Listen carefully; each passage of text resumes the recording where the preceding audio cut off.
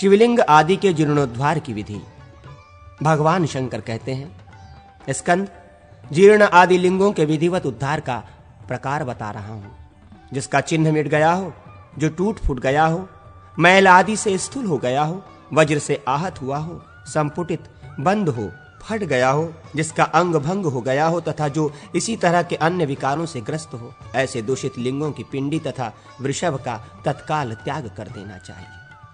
जो शिवलिंग किसी के द्वारा चालित हो या स्वयं चालित हो, अन्य नीचा हो गया हो, विषम स्थान में स्थित हो, जहां दिग्मोह हो गया हो, जो किसी के द्वारा गिरा दिया गया हो अथवा जो मध्यस्थ होकर भी गिर गया हो, ऐसे लिंग की पुनः ठीक से स्थापना कर देनी चाहिए। परंतु यदि वो वर्ण रहित हो तभी ऐसा किया जा सकता है। यदि वो नदी के जल प्रवाह द्वारा वहां से अन्यत्र हटा दिया जाता हो तो उस स्थान से अन्यत्र भी शास्त्रीय विधि के अनुसार उसकी स्थापना की जा सकती है। जो शिवलिंग अच्छी तरह स्थित हो, सुदृढ़ हो, उसे विचलित करना या चलाना नहीं चाहिए। जो अस्थिर या अदृढ़ हो, उस शिवलिंग को यदि चालित करें तो उसकी शांति के लिए 1,000 आहुतियां दें तथा 100 आहुतियां देकर पुनः उसकी स्थापना करें। जीर्णता आदि दोषों से युक्त शिवलिंग भी यदि नित्य पूजा अर्चा आदि से युक्त हो तो उसे स्वस्थित रहने दें, चालित न करें। जीर्णोद्धार के लिए दक्षिण दिशा में एक मंडप बनावे, ईशान कोण में पश्चिम द्वार का एक फाटक लगा दें। द्वार पूजा आदि करके वेदी पर शिवजी की पूजा करें। इसके बाद मंत्रों का पूजन और तर्पण करके वास्तु देवता की पूर्ववत पूजा करें। तदनंतर बाहर जा दिशाओं में बलि दे। स्वयं आचमन करने के पश्चात गुरु ब्राह्मणों को भोजन करावे। तत्पश्चात भगवान शंकर को इस प्रकार विज्ञप्ति दे, शंभो, वो लिंग दोषयुक्त हो गया है, उसके उद्धार करने से शांति होगी, ऐसा आपका वचन है। अतः विधि पूर्वक इसका अनुष्ठान होने जा रहा है। शिव, इसके लिए आप मेरे भीतर स्थित होइए और अधिष्ठाता बनकर इस कार्य का संपादन कीजिए। देवेश्वर शिव को इस प्रकार विज्ञप्ति देकर मधु और घृत मिश्रित खीर एवं दुर्वा द्वारा मूल मंत्र से 108 आहुतियां देकर शांति होम का कार्य संपन्न करें। तदनंतर लिंग को स्नान कराकर वेदी पर इसकी पूजा करें। पूजन काल में ओम व्यापेकशराय शिवाय नमः इस मंत्र का उच्चारण करें। अंग पूजा तथा अंगन्यास मंत्र इस प्रकार है, ओम व्यापेकश्वराय हृदय नमः, ओम व्यापेकशराय शिरसे स्वाहा, ओम व्यापेकुश्वराय शिराय वषट्, व्यापेकशराय कवचाय हम, व्यापेकश्वराय नेत्राय स्नौषट्, ओम व्यापेकश्वराय अस्त्राय फट्। तत्पश्चात उस शिवलिंग के आश्रित रहने वाले भूत को अस्त्र मंत्र के उच्चारण पूर्वक सुनावे। यदि कोई भूत प्राणी यहाँ इस लिंग का आश्रय लेकर रहता है, वो भगवान शिव की आज्ञा से इस लिंग को त्याग कर जहां इच्छा हो वहां चला जाए। अब वहां विद्या तथा विद्वेश्वरों के साथ साक्षात भगवान शंभु निवास करेंगे। इसके बाद पाशुपत मंत्र से प्रत्येक भाग के लिए 1,000 आहुतियां देकर शांति जल से प्रोक्षण करें। फिर कुशों द्वारा स्पर्श करके उक्त मंत्र को जपें। तदनंतर विलोम क्रम से अर्घ देकर लिंग और पिंडिका में स्थित तत्वों, तत्वाधिपतियों और अष्टमूर्तीश्वरों का गुरु स्वर्ण पाश से विसर्जन करके वृषभ के कंधे पर स्थित रज्जु द्वारा उसे बांध कर ले जाए तथा जन समुदाय के साथ शिव नाम का कीर्तन करते हुए उस वृषभ नंदिकेश्वर को जल में डाल दे। फिर मंत्रज्ञ आचार्य पुष्टि के लिए 100 आहुतियां दें। दिक्पालों की तृप्ति तथा वास्तु शुद्धि के लिए भी 100 आहुतियों का होम करें। तत्पश्चात महापशुपत मंत्र से उस मंदिर में रक्षा की व्यवस्था करके गुरु वहां विधि पूर्वक दूसरे लिंग की स्थापना करें। असुरों, मुनियों, देवताओं तथा तत्ववेत्ताओं द्वारा स्थापित लिंग जीर्ण या भग्न हो गया हो तो भी विधि के अनुसार ही उसे चालित न करें। जीर्ण मंदिर के उद्धार में यही विधि काम में लानी चाहिए। मंत्रगणों का खंग में न्यास करके दूसरा मंदिर तैयार करवावें। यदि पहले की अपेक्षा मंदिर को संकुचित या छोटा कर दिया जाए तो कर्ता की मृत्यु होती है और विस्तार किया जाए तो धन का नाश होता है। अतः प्राचीन मंदिर के द्रव्य को लेकर या और कोई श्रेष्ठ द्रव्य लेकर पहले के मंदिर के बराबर ही उस स्थान पर नूतन मंदिर का निर्माण करना चाहिए। प्रासाद के लक्षण भगवान शंकर कहते हैं, ध्वजा में मयूर का चिन्ह धारण करने वाले स्कंद। अब मैं प्रासाद सामान्य का लक्षण कहता हूं। चाकौर क्षेत्र के 4 भाग करके एक भाग में भित्तियों, दीवारों का विस्तार हो, बीच के भाग गर्भ के रूप में रहें और एक भाग को पिंडिका हो। 5 भाग वाले क्षेत्र के भीतरी भाग में तो पिंडिका हो, 1 भाग का विस्तार छिद्र, शून्य या खाली जगह के रूप में तथा 1 भाग का विस्तार दीवारों के उपयोग में लाया जाए। मध्य गर्भ में 2 भाग और ज्येष्ठ गर्भ में भी 2 भाग ही रहें, किंतु कनिष्ठ गर्भ 3 भागों से संपन्न होता है। शेष 8वां भाग दीवारों के उपयोग में लाया जाए, ऐसा विधान कहीं कहीं उपलब्ध होता है। 6 भागों द्वारा विभक्त क्षेत्रों में 1 भाग का विस्तार दीवार के उपयोग में आता है, 1 भाग का विस्तार गर्भ है और 2 भागों में पिंडिका स्थापित की जाती है। कहीं कहीं दीवारों की ऊंचाई उसकी चौड़ाई की अपेक्षा 2 गुनी, 2.25 गुनी, 2.5 गुनी अथवा 3 गुनी भी होने का विधान मिलता है। कहीं कहीं प्रासाद मंदिर के चारों ओर दीवार के या पौने विस्तार की जगत होती है और चौथाई विस्तार की नेमी, बीच में 1/3 की परत ही होती है। वहां रथ बनवावें और उसमें चामुंड, भैरव तथा नाट्येश की स्थापना करें। प्रासाद के आधे विस्तार में चारों ओर बाहरी भाग में देवताओं के लिए 8 या 4 परिक्रमाएं बनवावें। प्रासाद आदि में इनका निर्माण वैकल्पिक है, चाहे बनवावें चाहे न बनवावें। आदित्यों की स्थापना पूर्व दिशा में और स्कंद एवं अग्नि की प्रतिष्ठा वायव्य दिशा में करनी चाहिए। इसी प्रकार यम आदि देवताओं की भी स्थिति उनकी अपनी अपनी दिशा में मानी गई है। शिखर के 4 भाग करके नीचे के 2 भागों की शुकनासिका गुंबज संज्ञा है। तीसरे भाग में वेदी की प्रतिष्ठा है। इससे आगे का जो भाग है वही अमलसार नाम से प्रसिद्ध कंठ है। वैराज, पुष्पक, कैलाश, मणिक और त्रिविष्टप ये 5 ही प्रासाद मेरु के शिखर पर विराजमान है। अतः प्रासाद के ये ही 5 मुख्य भेद माने गए हैं। इनमें पहला वैराज नाम वाला प्रासाद चतुरस्र चौकोर होता है, दूसरा पुष्पक चतुरायस्त, तीसरा कैलाश वृत्ताकार है, चौथा मणिक वृत्तायत है तथा 5वां त्रिविष्टप अष्टकोणाकार है। इनमें से प्रत्येक के 9 भेद होने के कारण कुल मिलाकर 45 भेद हैं। पहला प्रासाद मेरु, दूसरा मंदर, तीसरा विमान, चौथा भद्र, 5वां सर्वतोभद्र, 6वां रुचक, 7वां नंदक अथवा नंदन, 8वां वर्धमान नंदी अर्थात नंदीवर्धन और 9वां श्रीवत्स। ये 9 प्रासाद वैराज के कुल में प्रकट हुए हैं। वल्लभी ग्रहराज, शालाग्रह, मंदिर, विशाल, चमस, ब्रह्म मंदिर, भुवन, प्रभव और शिविकावेश्व ये 9 प्रासाद पुष्पक से प्रकट हुए हैं। वलय, ददम्भी, पद्म, महापद्म, वर्धनी, उष्णीव, शंख, कलश और खवृक्ष ये 9 वृत्ताकार प्रासाद कैलाश कुल में उत्पन्न हुए हैं। गज, वृषभ, हंस, गुरुत्तमान, वृक्षनायक, भूषण, भूधर, श्रीजय तथा पृथ्वीधर ये 9 वृत्तायत प्रासाद मणिक नामक मुख्य प्रासाद से प्रकट हुए हैं। वज्र, चक्र, स्वस्तिक, वज्र स्वस्तिक अथवा वज्रहस्तक, चित्र, स्वस्तिक, खंग, गदा, श्रीकंठ और विजय ये 9 प्रासाद त्रिविष्टप से प्रकट हुए हैं। ये नगरों की भी संज्ञाएं हैं, ये ही लाट आदि की भी संज्ञाएं हैं। शिखर की जो ग्रीवा या कंठ है उसके आधे भाग के बराबर ऊंचा चूल चोटी हो, उसकी मोटाई कंठ के 1/3 के बराबर हो। वेदी के 10 भाग करके 5 भागों द्वारा स्कंद का विस्तार करना चाहिए। 3 भागों द्वारा कंठ और 4 भागों द्वारा उसका अंड या प्रचंड बनाना चाहिए। पूर्वादि दिशाओं में ही द्वार रखने चाहिए, कोणों में कदापि नहीं। पिंड का विस्तार कोण तक जाना चाहिए, मध्यम भाग तक उसकी समाप्ति हो, ऐसा विधान है। कहीं कहीं द्वारों की ऊंचाई गर्भ के 4थे या 5वें भाग से दूनी रखनी चाहिए, अथवा इन विषय को अन्य प्रकार से भी बताया जाता है। 160 अंगुल की ऊंचाई से लेकर 10-10 अंगुल घटाते हुए जो 4 द्वार बनते हैं वे उत्तम माने गए हैं। जैसे 160, 150, 140 और 130 अंगुल तक ऊंचे द्वार उत्तम कोटि में गिने जाते हैं।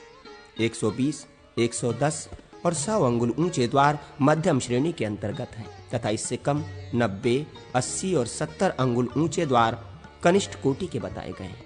द्वार की जितनी ऊंचाई हो उससे आधी उसकी चौड़ाई होनी चाहिए। ऊंचाई उक्त माप से 3, 4, 8 या 10 अंगुल भी हो तो शुभ है। ऊंचाई से 1/4 विस्तार होना चाहिए। दरवाजे की शाखाओं, बाजुओं का अथवा उन सब की ही चौड़ाई द्वार की चौड़ाई से आधी होनी चाहिए, ऐसा बताया गया है। 3, 5, 7 तथा 9 शाखाओं द्वारा निर्मित द्वार अभीष्ट फल को देने वाला है। नीचे की जो शाखा है उसके 1/4 भाग में 2 द्वारपालों की स्थापना करें। शेष शाखाओं को स्त्री पुरुषों के जोड़े की आकृतियों से विभूषित करें। द्वार के ठीक सामने खंभा पड़े तो स्तंभ वेद नामक दोष होता है, इससे गृह स्वामी को दास्ता प्राप्त होती है। वृक्ष से भेद हो तो ऐश्वर्य का नाश होता है, कुप से भेद हो तो भय की प्राप्ति होती है। प्रासाद, गृह एवं शाला आदि के मार्गों से द्वारों के विद्ध होने पर बंधन प्राप्त होता है। सभा से वेद प्राप्त होने पर दरिद्रता होती है तथा वर्ण से भेद हो तो निराकरण, तिरस्कार प्राप्त होता है। उलूखल से भेद हो तो दारिद्र्य, शिला से भेद हो तो शत्रुता और छाया से भेद हो तो निर्धनता प्राप्त होती है। इन सब का छेदन अथवा उत्पाटन हो जाने से वेद दोष नहीं लगता। इनके बीच में चार दीवारी उठा दी जाए तो भी वेद दोष दूर हो जाता है, अथवा सीमा से दुगुनी भूमि छोड़कर ये वस्तुएं हो तो भी वेद दोष नहीं होता है। भगवान शंकर कहते हैं, स्कंद, नगर, ग्राम तथा दुर्ग आदि में ग्रहों और प्रासादों की वृद्धि हो। इसकी सिद्धि के लिए 81 पदों का वास्तुमंडल बनाकर उसमें वास्तु देवता की पूजा अवश्य करनी चाहिए। 10 रेखा पश्चिम से पूर्व की ओर और 10 दक्षिण से उत्तर की ओर खींचने पर 81 पद तैयार होते हैं। पूर्वाभिमुखी 10 रेखाएं 10 नाड़ियों की प्रतीकभूता हैं। उन नाड़ियों के नाम इस प्रकार बताए गए हैं: शांता, यशोवती, कांता, विशाला, प्राणवाहिनी, सती, वसुमती, नंदा, सुभद्रा और मनोरमा। उत्तराभिमुख प्रवाहित होने वाली 10 नाड़ियां और हैं जो उक्त 9 पदों को 81 पदों में विभाजित करती हैं। इनके नाम ये हैं: हिरणी, सुप्रभा, लक्ष्मी, विभूति, विमला, प्रिया, जया, विजया, ज्वाला और विशोका। सूत्रपात करने से ये रेखामयी नाड़ियां अभिव्यक्त होकर चिंतन का विषय बनती हैं। इस आदि 8 देवता अष्टक हैं जिनका चारों दिशाओं में पूजन करना चाहिए। पूर्वादि 4 दिशाओं के पृथक पृथक अष्टक हैं: ईश, धन, पर्जन्य, जय, जयंत, शक्र, इंद्र, अर्क, आदित्य या सूर्य, सत्य, भ्रश और योम, आकाश। इन 8 देवताओं का वास्तुमंडल में पूर्व दिशा के पदों में पूजन करना चाहिए। हवयावह अग्नि, पूषा, वितथ, सोम, सोमपुत्र, ग्रहक्षत, कृतान, यम, गंधर्व, भृंग, भृंगराज और मृग। इन 8 देवताओं की दक्षिण दिशा के पदों में अर्चना करनी चाहिए। पीतर, द्वारपाल या दौवारिक, सुग्रीव, पुष्पदंत, वरुण, दैत्य, असुर, शेष या शोष या यक्ष्मा, पायक्ष्मा। इन 8 का सदा पश्चिम दिशा के पदों में पूजन करने की विधि है। रोग, अहि, नाग, मुख्य भल्लाट, सोम, शैल ऋषि, आदिति और दिति। इन 8 की उत्तर दिशा के पदों में पूजा होनी चाहिए। वास्तुमंडल के मध्यवर्ती 9 पदों में ब्रह्मा जी पूजित होते हैं और शेष 48 पदों में से आधे में अर्थात 24 पदों में वे देवता पूजनीय हैं जो अकेले 6 पदों पर अधिकार रखते हैं। ब्रह्मा जी के चारों ओर एक एक करके 4 देवता षटपदगामी हैं, जैसे पूर्व में मरीचि या अर्यमा, दक्षिण में विवस्वान, पश्चिम में मित्र देवता तथा उत्तर में पृथ्वीधर। ब्रह्मा जी तथा ईश के मध्यवर्ती कोष्ठकों में जो 2 पद हैं उनमें आपकी तथा नीचे वाले 2 पदों में आप वत्स की पूजा करें। इसके बाद 6 पदों में मरीचि का अर्चन करें। मरीचि और अग्नि के बीच में जो कोणवर्ती 2 पद हैं उसमें सविता की स्थिति है। उसमें निम्न भाग में 2 पदों में सावित्री तेज या सावित्री की, उसके नीचे 6 भागों में वसवान विद्यमान है। पितरों और ब्रह्मा जी के बीच के जो 2 पदों में विष्णु, इंदु स्थित हैं और नीचे के 2 पदों में इंद्रजय विद्यमान है। इनको पूजा करें। वरुण और ब्रह्मा के मध्यवर्ती 6 पदों में मित्र देवता का यजन करें। रोग तथा ब्रह्मा के बीच 2 पदों में रुद्र, रुद्रदास की पूजा करें और नीचे के 2 पदों में यक्ष्म की। फिर उत्तर के 6 पदों में धराधर, पृथ्वीधर का यजन करें। फिर मंडल के बाहर ईशानादि कोणों के क्रम से चरकी, स्कंद, बिंदिकार, विकिट, पूतना, जंभ, पापा, पाप राक्षसी तथा पिलिपिच्छया, पिलिपित इन बाल ग्रहों की पूजा करें। ये 81 पद वाले वास्तुचक्र का वर्णन हुआ। एक शतपद मंडप भी होता है, उसमें भी पूर्वत देवताओं की पूजा का विधान है। शतपथ चक्र के मध्यवर्ती 16 पदों में ब्रह्मा जी की पूजा करनी चाहिए। ब्रह्मा जी के पूर्व आदि 4 दिशाओं में स्थित मरीचि, विवस्वान, मित्र तथा पृथ्वीधर की 10-10 पदों में पूजा का विधान है। अन्य जो ईशान आदि कोणों में स्थित देवता हैं, जैसे दैत्यों की माता दिति और ईश, अग्नि तथा मृग, पूषा और पितर तथा पाप, यक्ष्मा और अनिल, रोग, ये सब के सब 1.5 पद में अवस्थित है। स्कंद, अब मैं यज्ञ आदि के लिए जो मंडप होता है उसका संक्षेप से तथा क्रमशः वर्णन करूंगा। 30 हाथ लंबा और 28 हाथ चौड़ा मंडप शिव का आश्रय है। लंबाई और चौड़ाई दोनों में 11-11 भाग घटा देने पर 19 हाथ लंबा और 17 हाथ चौड़ा मंडप शिव संज्ञक होता है। 22 हाथ लंबा और 19 हाथ चौड़ा अथवा 18 हाथ लंबा तथा 15 हाथ चौड़ा मंडप हो तो वो सावित्र संज्ञा वाला कहा गया है। अन्य ग्रहों का विस्तार आंशिक होता है। दीवार की जो मोटी उपजंगा कुर्सी होती है उसकी ऊंचाई से दीवार की ऊंचाई तिगुनी होनी चाहिए। दीवार के लिए जो सूत से मान निश्चित किया गया हो उसके बराबर ही उसके सामने भूमि सहन होनी चाहिए। ये विधि के भेद से अनेक भेद वाली होती है। भद्र नाम प्रासाद में विथिका के समान ही द्वार विधि होती है, केवल विथि का अग्रभाग द्वारविथि में नहीं होता है। श्रीजय नामक प्रासाद में जो द्वारविथि होती है उसमें विथि का पृष्ठभाग नहीं होता है।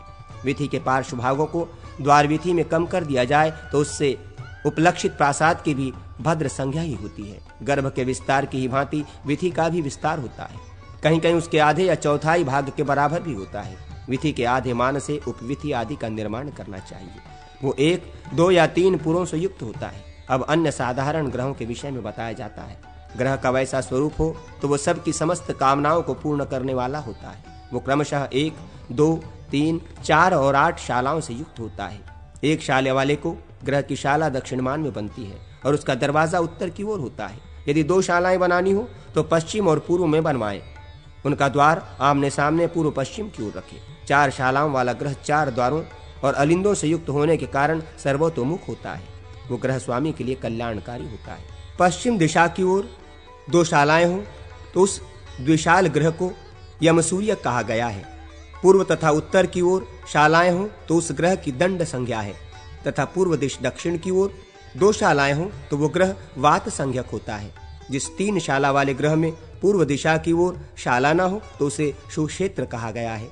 वो बुद्धिदायक होता है। यदि दक्षिण दिशा में कोई शाला न हो और अन्य दिशाओं में हो तो उस घर की विशाल संज्ञा है।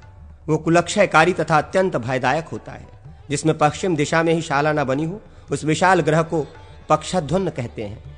वो पुत्र हानिकारक तथा बहुत से शत्रुओं का उत्पादक होता है।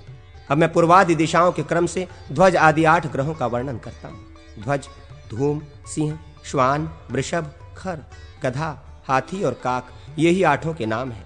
पूर्व दिशा में स्नान और अनुग्रह, लोगों से कृपा पूर्वक मिलने के लिए घर बनवावें। अग्निकोण में उसका रसोई घर होना चाहिए। दक्षिण दिशा में रसक्रिया तथा शय्या, शयन के लिए घर बनाना चाहिए। नैऋत्य कोण में शस्त्रागार रहे। पश्चिम दिशा में धनरत्न आदि के लिए कोषागार रखें। वायव्य कोण में सम्यक अन्नागार स्थापित करें। उत्तर दिशा में धन और पशुओं को रखें तथा ईशान्य कोण में दीक्षा के लिए उत्तम भवन बनवावें। ग्रह स्वामी के हाथ से नापे हुए ग्रह का जो पिंड है उसकी लंबाई चौड़ाई के हस्तमान को तिगुना करके उसमें 8 से भाग दें। उस भाग का जो शेष हो तदनुसार ये ध्वज आदि आय स्थित होता है।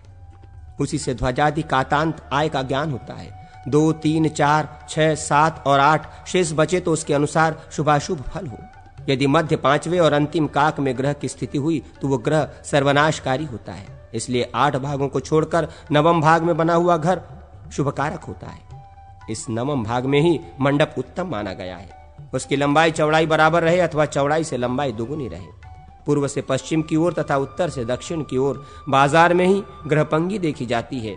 एक एक भवन के लिए प्रत्येक दिशा में 8-8 द्वार हो सकते हैं। इन 8 द्वारों के क्रमशः फल भी पृथक पृथक कहे जाते हैं। भय, नारी की चपलता, जय, वृद्धि, प्रताप, धर्म, कलह तथा निर्धनता, ये पूर्ववर्ती 8 के द्वारा अवश्यंभावी फल हैं।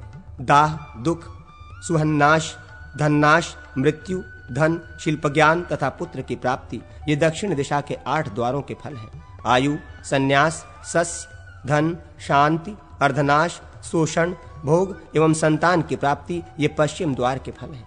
रोग, मद, आरती, मुख्यता, अर्थ, आयु, कृष्णता और मान, ये क्रमशः उत्तर दिशा के द्वार के फल हैं।